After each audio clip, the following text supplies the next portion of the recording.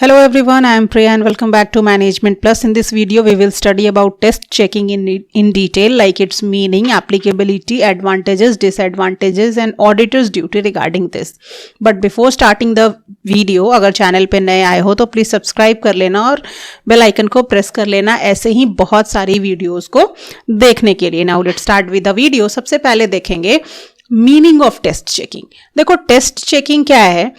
जैसे आप सभी कॉलेज स्टूडेंट्स हैं तो कॉलेज में जब टीचर लेक्चर देने के लिए आते हैं और उस दौरान उनको कोई क्वेश्चन पूछना होता है तो वो क्या करते हैं, 2-4 लोगों को खड़ा करते हैं, क्वेश्चन पूछते हैं और अगर आप लोग जवाब नहीं दिए तो दैट मीन्स कि आपने पढ़ाई नहीं की. ये जजमेंट बना लेते हैं कुछ लोगों के आंसर देने या ना देने पे ही कि सारे क्लास ने पढ़ाई नहीं की या सारे क्लास ने पढ़ाई की. तो वो क्या यूज़ करें, सैम्पलिंग मेथड को यूज़ करें. पॉपुलेशन में से कुछ लोगों को छांट करके इंक्वायरी कर रहे हैं और उस बेसिस पे डिक्लेयर कर दे रहे हैं कि पूरा का पूरा पॉपुलेशन ही सेम है. क्लियर है ना. तो सिमिलरली वही काम ऑडिटर भी करता है. ऑडिटर क्या करता है, बिजनेस में जाता है और क्योंकि भाई पूरे साल ट्रांजेक्शन्स हुए हैं तो बहुत सारे ट्रांजैक्शंस होंगे, बहुत सारी एंट्रीज होंगी. तो क्या ये पॉसिबल है कि 2 दिन 3 दिन या कुछ घंटों में पूरे साल भर के ट्रांजैक्शंस को वेरीफाई कर लिया जाए बहुत ही ब्रीफली? तो ये पॉसिबल नहीं होता है.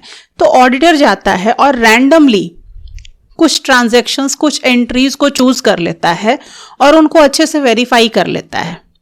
और अगर वेरिफिकेशन के दौरान उसको लगता है कि एंट्री बिल्कुल सही है, इसके रेलेवेंट डॉक्यूमेंट अवेलेबल हैं बिजनेस के पास, दैट मीन्स कि उससे रिलेटेड जितने भी ट्रांजैक्शंस हैं वो सही हैं, क्योंकि उसने रैंडमली कहीं से भी एक एंट्री उठाई, उसको चेक करा, वो सही पाया गया. दैट मीन्स कि सारी एंट्रीज क्या हैं, सही हैं. अब एग्जाम्पल लेते हैं.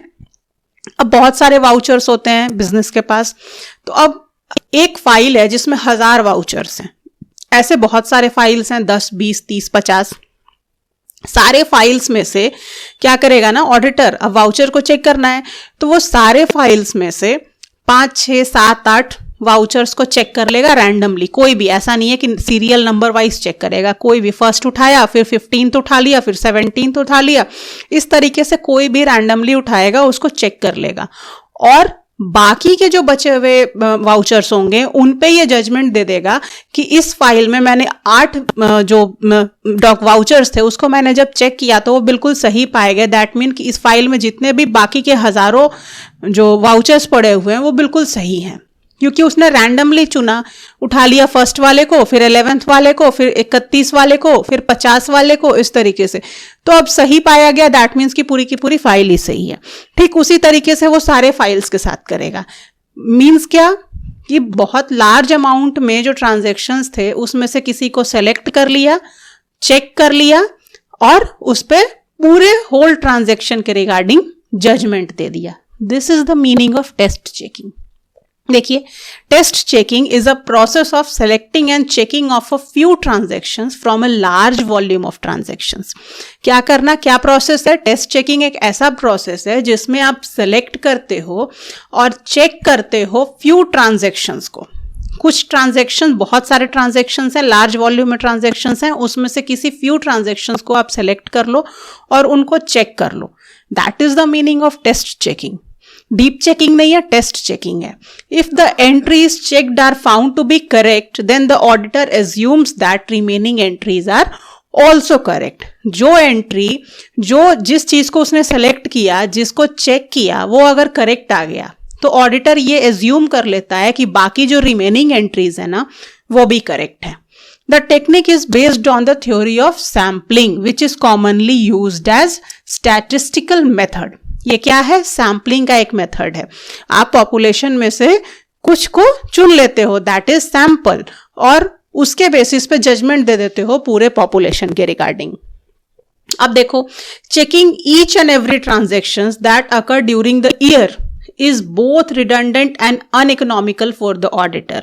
Therefore, the auditor verifies and examines a few representative transactions in order to obtain sufficient appropriate audit evidence to base his opinion. भाई मैंने अभी बताया ना आपको, पूरे साल ट्रांजैक्शंस होते रहते हैं, तो उनको एक बार में कुछ दिन में चेक कर लेना पॉसिबल नहीं है और बहुत टाइम टेकिंग होगा और बहुत अनइकोनॉमिकल होगा।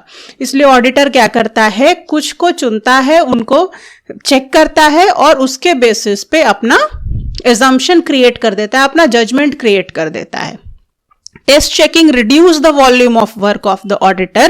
If in test checking the auditor finds that the record checked by him are correct, then no further detailed checking is carried out.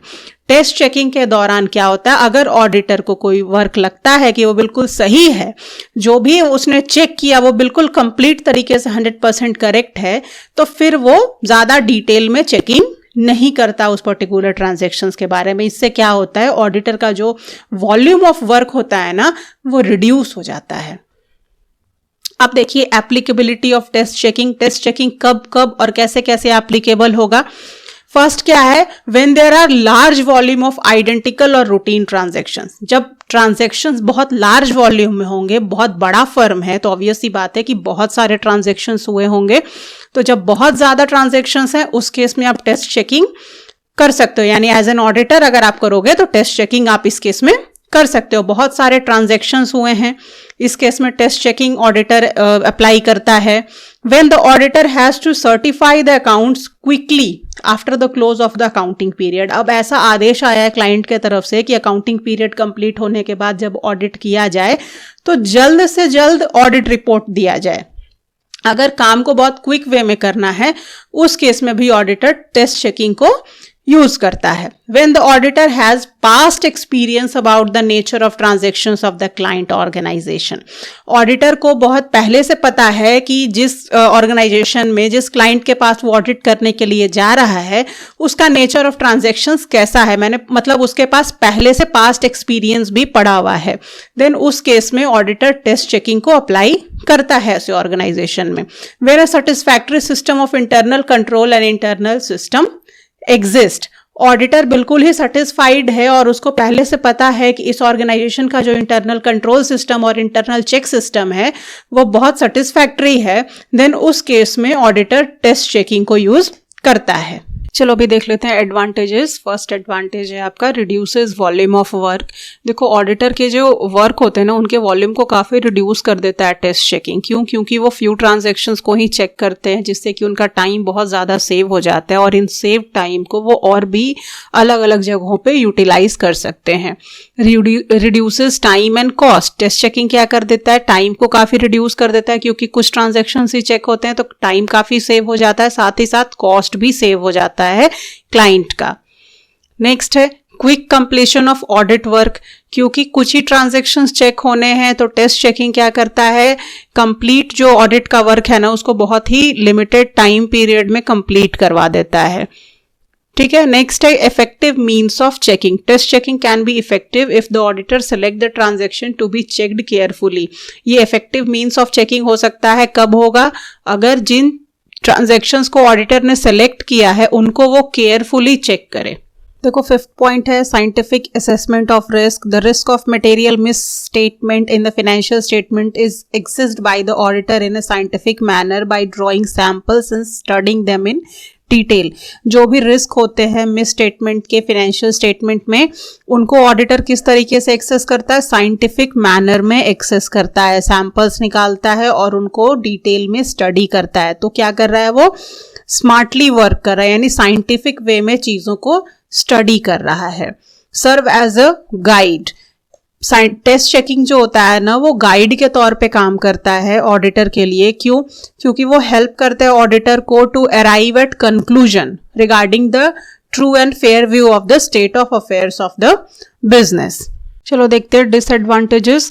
No scientific approach. It is a traditional auditing technique where no scientific approach is used in selecting the sample, hence the result drawn on it tend to be incorrect. देखो ये क्या है, एक traditional auditing technique है जहाँ पे किसी तरीके के साइंटिफिक अप्रोच को यूज़ नहीं किया जाता सैंपल को सेलेक्ट करने के दौरान। सिंपली कोई भी सैंपल उठाया जाता है और उसको चेक कर दिया जाता है। ऐसा नहीं है कि जो सिलेक्शन किया जा रहा है वो साइंटिफिक बेसिस पे किया जा रहा है। नेक्स्ट है risk can not be measured. जो भी रिस्क एसोसिएटेड होंगे बिजनेस से, इस केस में ये पॉसिबल नहीं है कि आप उनको मेजर कर पाए। Complicated transactions are not checked, क्योंकि भाई ऑडिट असिस्टेंट जो होता है ना, वो सिंपली क्या करता है, सिंपल ट्रांजेक्शन्स को चेक कर लेता है और जो कॉम्प्लिकेटेड होते हैं उनको छोड़ देता है ऐसे ही। तो ये हो सकता है कि काम को और ज़्यादा इजी बनाने के लिए सिंपल वालों को चुन लिया जाता है और जो कॉम्प्लिकेटेड होते हैं उनको छोड़ दिया जाता है। तो ये पॉसिबिलिटी हो सकती है कि कॉम्प्लिकेटेड ट्रांजेक्शन चेक ही ना किए जाए इस केस में।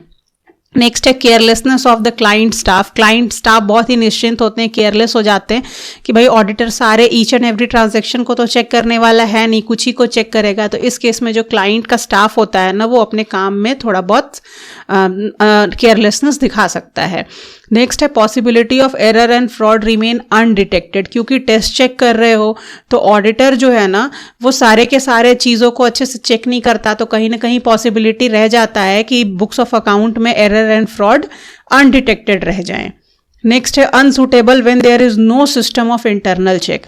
अगर ऑडिटर ये पता नहीं लगाता कि यहाँ पे proper system of internal check work कर रहा है या नहीं, या इंटरनल कंट्रोल वर्क कर रहा है या नहीं, और अगर मतलब टेस्ट चेक को यूज कर ले, तो उस केस में यहाँ पे प्रॉब्लम आ जाएगा ऑडिटिंग में, क्योंकि ये तभी सुटेबल है टेस्ट चेक मेथड जब ऑर्गेनाइजेशन में प्रॉपर इंटरनल चेक सिस्टम और इंटरनल कंट्रोल सिस्टम वर्क कर रहा हो।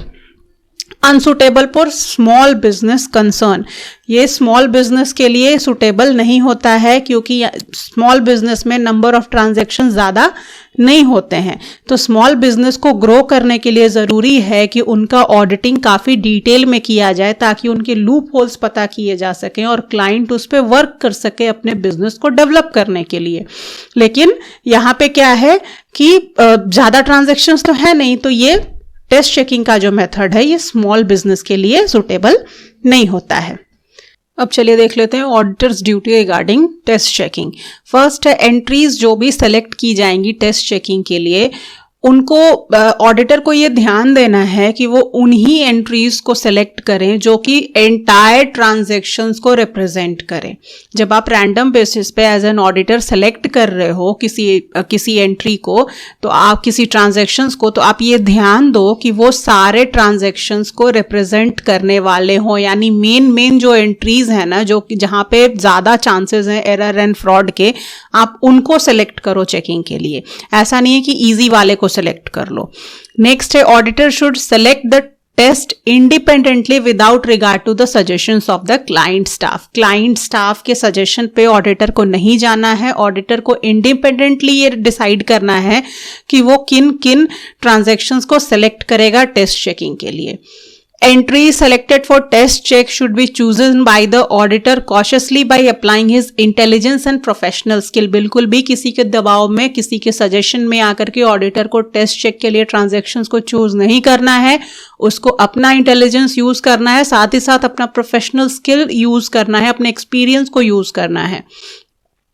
टेस्ट चेक जो होगा ना, वो वाउचिंग में अडॉप्ट नहीं किया जाएगा ऐसी एंट्रीज के लिए जो कि कैश बुक और पासबुक से रिलेटेड होंगे, यानी बैंक पासबुक और कैश बुक को वाउच करने के दौरान ऑडिटर टेस्ट चेक को अडॉप्ट नहीं करेगा। The auditor should not adopt test check while checking the entries of first and last month of the year and all the entries must be thoroughly checked। Auditor test check adopt नहीं करेगा कब? First month की entries के लिए और last month की entries के लिए। साल का जो पहला महीना होगा और आखिरी महीना होगा, उनके ट्रांजैक्शंस को चेक करने के दौरान ऑडिटर टेस्ट चेक को अडॉप्ट नहीं करेगा। बाकी जो मंथ्स है ना, उनमें वो इसको यूज कर सकता है। Test check should be so devised that a sizable portion of the work done by each employee is checked। Means what कि जो भी employee organization में हैं, जो concerned employees हैं, सभी के वर्क को कहीं ना कहीं चेक किया जाए। ऐसा नहीं है कि एक दो एम्प्लॉय कंप्लीट तरीके से छूट जाए, उनके रिगार्डिंग कोई भी वर्क को देखा ही नहीं जाए। हर एम्प्लॉय के काम को आपको चेक करना है अच्छे तरीके से, कोई छूटना नहीं चाहिए। साइजेबल पोर्शन में ही करिए, लेकिन हर एम्प्लॉय के काम को आपको चेक करना है as an Auditor should consider his past experiences in selecting the nature and size of the sample for checking. कितने अमाउंट का सैंपल लेना है, सैंपल का क्या साइज होगा, कैसा नेचर होगा, ये डिपेंड करता है. ये सोचेगा कौन? ऑडिटर अपने पास्ट एक्सपीरियंस के बेसिस पे, और उन्हीं एक्सपीरियंसेस को यूज करते हुए वो सैंपल सेलेक्ट करेगा टेस्ट चेकिंग के लिए. So that's all about today's video. अगर वीडियो पसंद आया हो तो लाइक करना और अपने फ्रेंड्स के साथ शेयर करना. मिलते हैं नेक्स्ट वीडियो में, तब तक के लिए स्टे ट्यून्ड.